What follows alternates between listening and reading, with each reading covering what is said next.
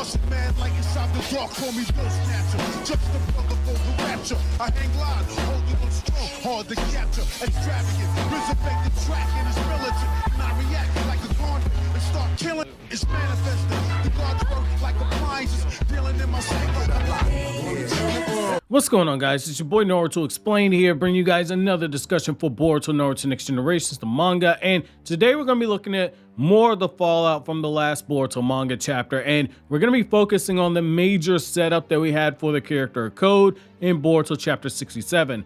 We were given our most clear signal yet that Code is about to get his limiters removed in the Boruto manga, because at the end of the chapter, after Code was forced to retreat, we were given a direct statement by Code that he already had a plan in place to get his limiters removed. Now, this is a pretty bold statement to make, because we know that the only way that Code can have his limiters removed is if he gets his hands on Amado, because Amado is the only person who can take off those limiters. However, the true problem with this is that it's a lot easier said than done. As Ada told him, Amado is under constant surveillance in Konoha.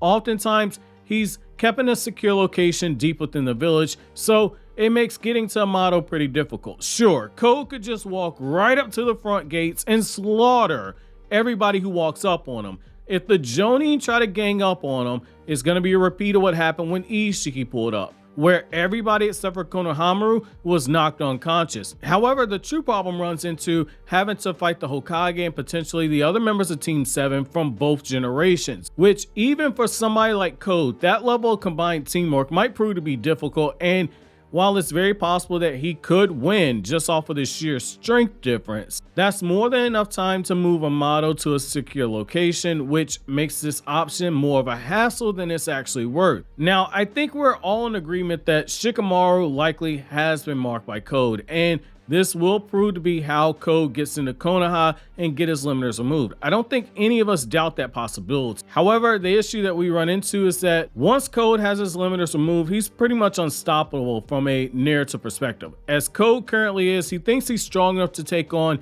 either Naruto or Sasuke 1 versus 1, which means that in a 2 versus 1 battle currently, that might be a little bit too much for him, even with the power of his karma, though it is likely he could still win outright altogether. However, with his limiters removed, his power skyrockets beyond Jigen, which makes any challenge from Naruto and Sasuke as they currently are a non-challenge, and really even at their peaks it would have been a non-challenge. Code likely wouldn't even need to use his karma seal at that point.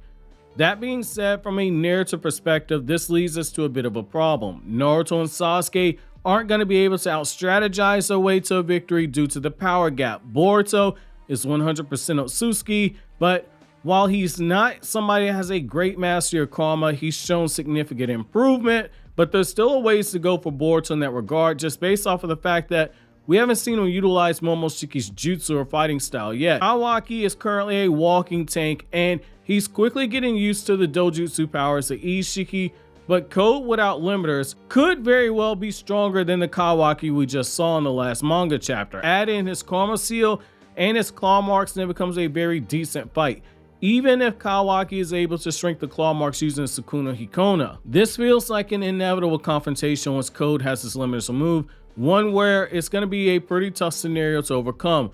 Naruto and Sasuke could play the role of support in the fight for Boruto and Kawaki, the same way that Kakashi and Might Guy did in Naruto's battle with Obito, working behind a clear strategy to gain a small advantage over the enemy, all while trying to prevent the enemy from capturing the target alive, which in the case of Obito, it was Naruto and Killer Bee.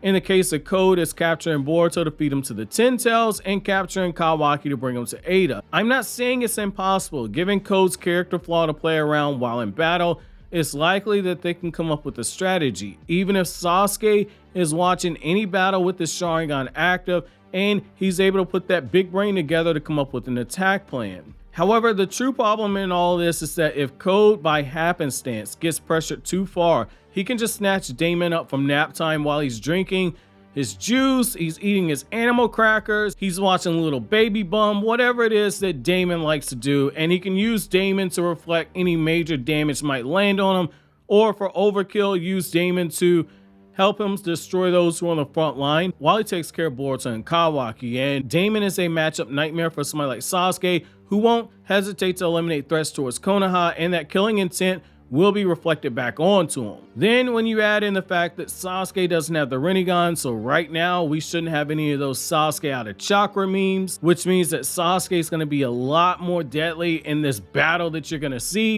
Stop the cap. Stop the cap right now. Stop the cap. No bullshit, bro. Simply put, the odds are stacked too high right now. Without any hint of a weakness for Code or Damon's weakness still being unknown, it's a lot to consider. Neither Boruto or Kawaki is strong enough yet to take on Code without limiters. While this battle could be used as a way to inspire the two to seek out power, Kawaki is a means to protect Naruto, and Boruto to seek out power to protect himself as a means of survival.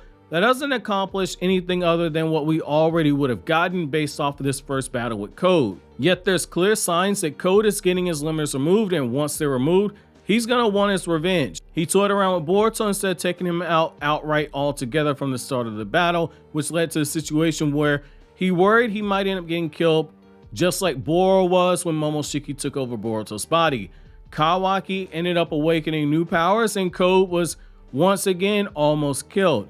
In fact, Kawaki flat out embarrassed him by forcing him to use an underhanded tactic like summoning Damon in order for Code to survive the battle.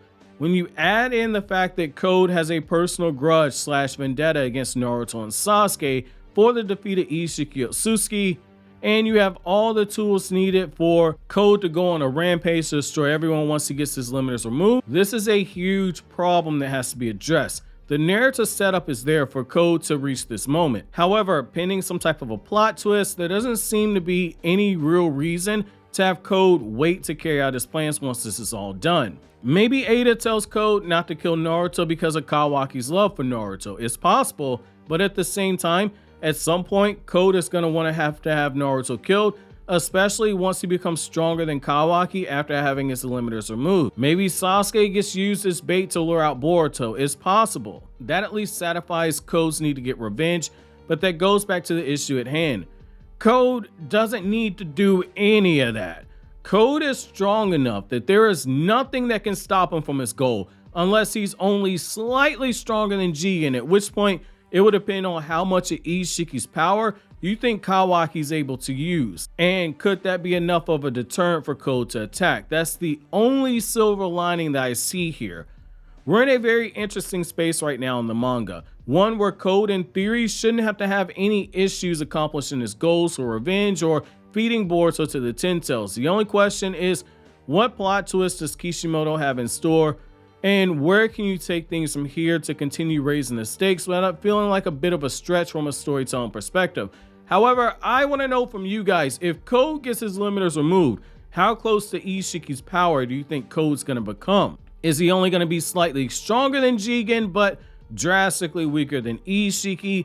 Is he going to be drastically stronger than Jigen, but slightly weaker than Isshiki? And for those of you guys who need a reminder, there's a difference between Jigen and Isshiki. Isshiki was controlling Jigen, but Isshiki is confirmed to be stronger than Jigen. They're two separate people. Now, is there going to be any type of strategy that could work with Boruto and Kawaki taking lead while Naruto and Sasuke take support? Or is Code going to be too strong for any type of strategy to matter?